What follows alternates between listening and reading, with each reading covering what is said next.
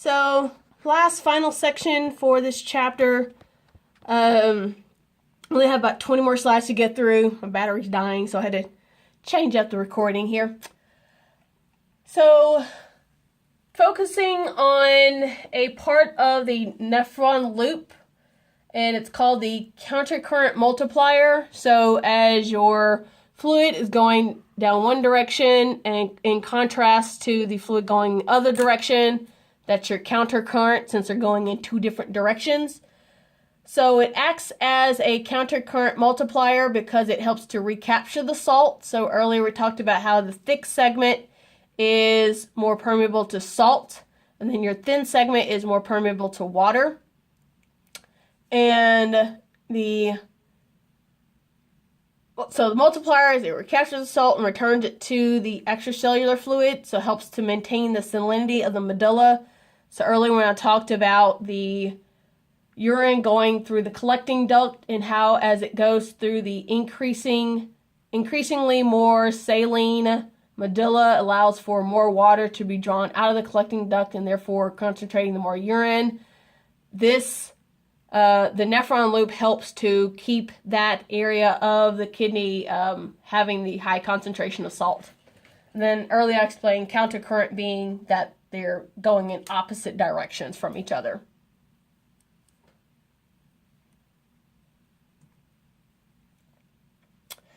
Okay, so going down the descending limb of your nephron, so going down into the medulla, that tube of the nephron, so a part of your nephron loop, or the descending limb of the nephron loop,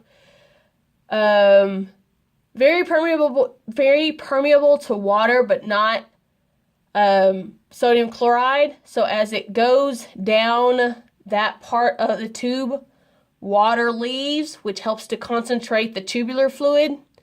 Then when it switches to go back up the ascending limb is impermeable to water, but since you have this high concentration of solutes in the tubular fluid, then it allows for the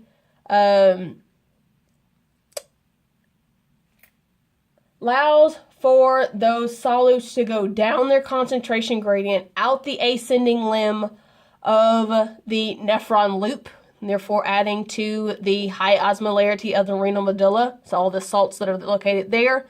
So once you dump out the salts as you go back up the ascending limb, and then you move into your distal convoluted tube and into your collecting duct, fluid becomes dilute, so therefore dropping the osmolarity of the fluid on the inside of those tubes, and therefore makes it easier for your distal convoluted tube as well as your collecting duct to be able to draw water out of the urine and help to concentrate it.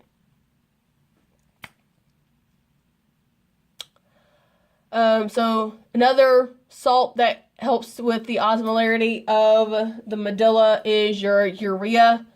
The lower end of the collecting duct is very permeable to urea, so it's continuously cycled from the collecting duct to the nephron loop, helping to maintain the osmolarity of the deep medulla, so near the tip of the pyramid. So as you're moving down, going towards the tip of that pyramid before emptying out into those different structures that lead to your ureters that lead out to your bladder. But it concentrates in the collecting duct, but then diffuses into the medulla, adding to its osmolarity, so keeping it nice and salty. So this picture version of it, so we have our descending loop here, very permeable to water. So here's the thick segment talked about earlier, and then it goes into this thick segment here. But this portion is thin, permeable to water, which makes the osmolarity increase, so becoming more and more concentrated.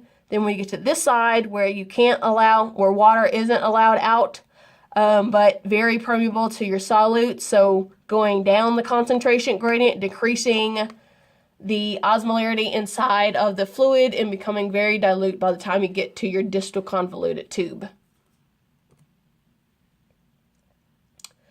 So with this countercurrent exchange, of course, you're needing the capillaries to help with that exchange. So provide the blood supply to the area. So that's your vasa recta around that nephron loop. And this whole system is formed by the blood flowing in the opposite direction of the different adjacent capillaries around it. So helping with that exchange as well. So descending capillaries of vasa recta. So descending nephron loop, water's coming out. So water diffuses out of the capillaries as well as the salt diffusing in. So this also helps with the countercurrent multiplier of the nephron loop. And then opposite occurs as you go back up the cortex, going back up to the distal convoluted tube. The ascending capillaries exchange salt for water. So water diffuses back into the capillaries and your salt diffuses out. So salt moves into the medulla, helping to maintain its salinity or the osmolarity of it. So essentially gives the salt back to it.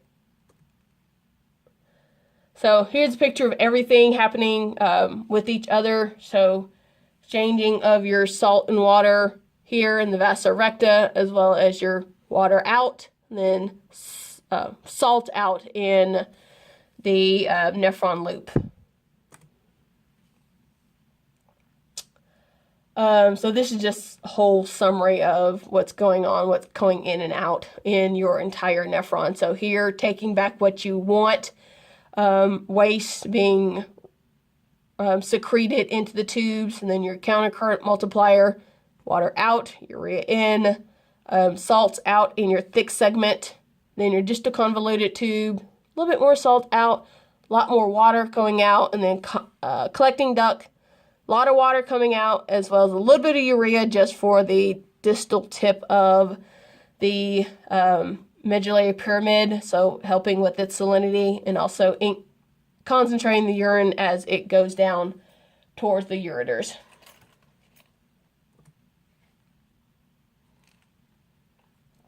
Okay, so you have your urine made, and by testing the urine, you can actually test the function or how well your kidneys are working.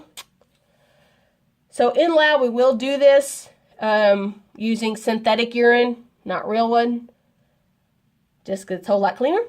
So testing your urine is called urinalysis. Most of us have done this at a doctor's office. So one way of looking at your urinalysis is just first step, just looking at the color of the urine, just seeing its appearance. So looking at its yellow color due to the breakdown of hemoglobin. If it's cloudy or is there blood in there, could be symptoms of an infection. If there's pus in the urine, again, another infection. If there's blood, again, another infection. Could be kidney stones, which helps to damage, which are your minerals as they become crystallized into little clumps, and can't tell, so there he goes. So that's actually a kidney stone someone donated. It actually had to pass out through this person's urethra. But it's just this crystallized bunch of the different minerals that are passed through in your kidneys, so through the filtrate, and they clump up, and then they end up tearing the insides of your kidneys up. So that could lead to blood in your urine as well as trauma. So any kind of, let's say if you banged up your kidneys, then the breaking of those blood vessels could lead to blood in your urine. How does the urine smell? So your odor. So bacteria will degrade the urea, which doesn't have a smell, to ammonia. So this is why your cat litter box stinks to high heaven sometimes. Is because that urea in their pee becomes ammonia, and so causes that stench. Or food, or if there's a disease, might cause an odor. So some foods, like for example, you eat high amount of onions or garlic or something, that actually can be, as it's excreted out, can actually cause your urine to have a particular smell. Okay, we won't do this in lab, but one way of looking at of the urine is looking at its density or specific gravity compared to distilled or very clean water. Looking at its osmolarity, so how many solutes are in it per liter. The pH of it, so it's typically mildly acidic. And then what's in it, so that we will do, as well as pH on our little strips. So it'll be just kind of like a dip strip. And there showing your different composition of what's in the urine. So you have a bunch of stuff that's normal to find in urine, which is abnormal. So depending on the sample that you get, you could have this as a positive response on your stick. Glucose, since our bodies typically soak up the glucose from our urine, so typically not seen in urine. Any free hemoglobin, so it should have been broken down, therefore contributing to the yellow color urine. Albumin, which is one of the proteins that's in plasma, so shouldn't be there because it should be too big to pass through in the glomerulus. Your ketones, now depending on your diet, because I think it's the high-fat diet, the keto diet, where you have almost like no carbs, but you eat plenty of protein and then also have plenty of fat. So when you break down those fats, you end up having a bunch of ketones in your urine. And for that diet, I think you have to have like a certain level of ketones and it's supposed to help you burn fat or whatever. But not typically seen in urine. And then lastly, bile pigments is normal to find in urine. So since your liver creates the bile pigments, then they get dropped off in the gallbladder for concentration sometimes and then your gallbladder dumps it into your large intestines, into your small intestines. That's something you shouldn't see in your urine since it's not even part of that. So if let's say it's been somehow leaked into your bloodstream, then maybe through some kind of damage or whatever, so being secreted out as part of your urine, basically it's in the wrong location. Okay, urine volume, so going through the whole process, concentrated of your water, so bringing it back out, concentrating it down to about 1 to 2 liters a day. More than that, it's polyuria. Way less than that, so only about 500 milliliters a day is oligouria. And anuria is where it's hardly any urine is produced. So typically from some kind of kidney dehydration, so not enough water, so your body's conserving every bit of water it can. Circulatory shock, so major loss of blood volume, so again, body's trying to conserve every bit of fluid it can. And then also prostate enlargement, so later when we talk about the male reproductive system, the prostate actually surrounds the urethra going out of from the bladder. So typically a lot of times in older men, it'll become enlarged and therefore press against that urethra, and therefore it's not coming out of the urine's not able to come out of the bladder. Okay, so anything less than 400 milliliters a day, you end up having kind of, in a sense, a waste back up. So your waste is too high in the plasma and can lead to other problems. Okay, urine storage and elimination. So dumping from your kidneys, going down into your bladder for storage to eventually be dumped once your bladder is full. So your bladder is a type of smooth muscle. So once it stretches, then it will contract just like regular smooth muscle.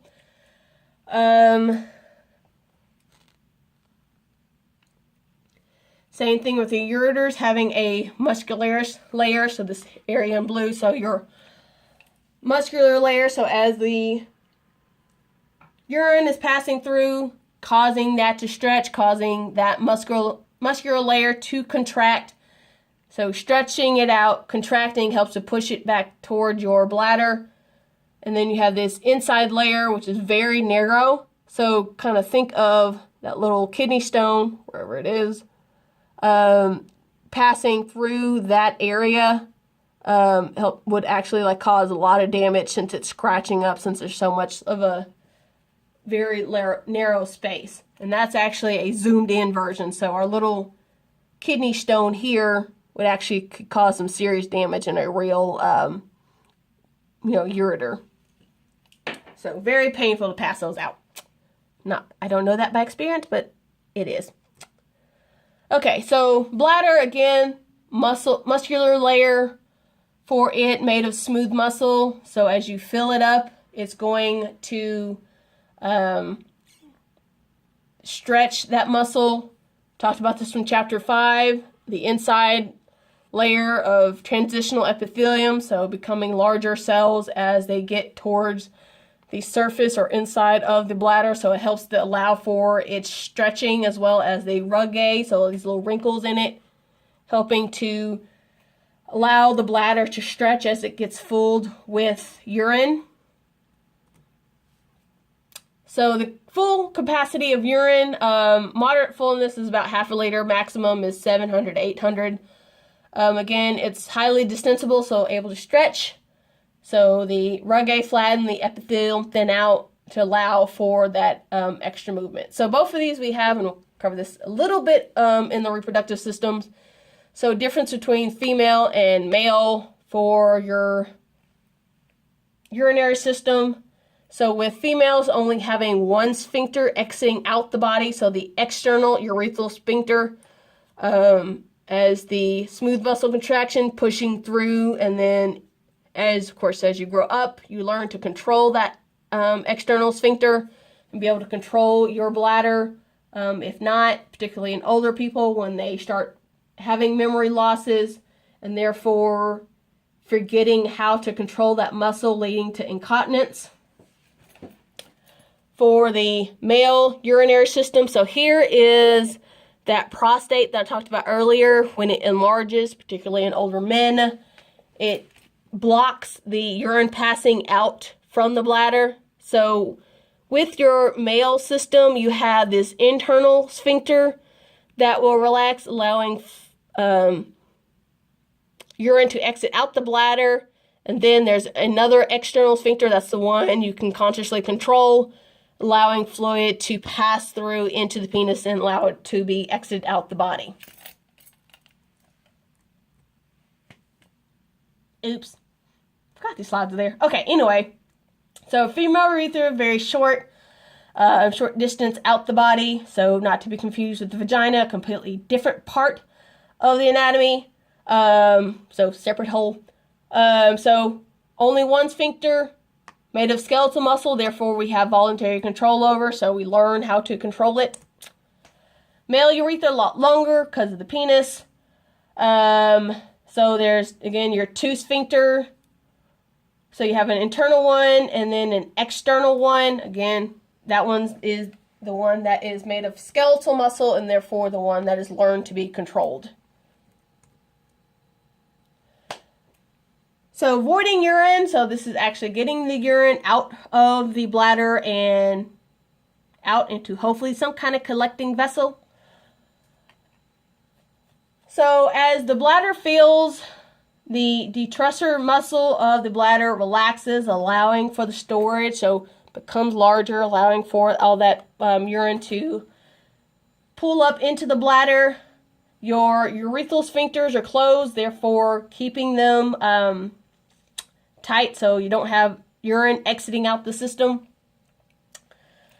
Your sympathetic nervous system helps to stimulate the detrusor muscles to relax it and allow for it to fill, and excite the internal sphincter muscle, so for the males, so keeping that tight, preventing urine from escaping. Then you have somatic motor fibers that lead to the external sphincters, and then that's where you have your voluntary control of your urine. So actually voiding urine, or micturition, which is the act of urination. So there's the micturition reflex, which is an involuntary reflex that helps to start the urination process. So you have the bladder as it fills, it's stretched, and it sends a signal to the spinal cord, which then returns to the bladder to excite that detrusor muscle that makes up the bladder, causing it to contract. And as it contracts, it pushes on those sphincter muscles. These signals also relax the internal urethral sphincter in males. And if it's not inhibited by the brain, so stopping it from exiting out the external sphincter, then you end up peeing on yourself. Okay, so now moving on to voluntary control. So if it is timely to urinate, you'll have signals from your brainstem and spinal cord to excite the detrusor muscle to cause it to contract. Relax the internal sphincter in male, help to push and squeeze on that bladder, pushing it through that internal sphincter, help to move urine out, well, it's still fluid, urine out of the bladder. If it's untimely to urinate, so as in, no, wait, hold on, I can't go right now, I gotta hold it, gotta get to a bathroom first, or a tree. Untimely, keep that external sphincter closed, so this is your voluntary control over that muscle. Keep it closed, so prevent that urine from coming out, so retaining it in the bladder. And then, say you finally get to your final urination destination, the signals from the pons will cease, so the brain stop telling that sphincter muscle, hey, hold on, causing the external sphincter to relax, and therefore the urine is then voided. So this is just the picture version of it, controlling of your different sphincter muscles and the signals from your brain stem.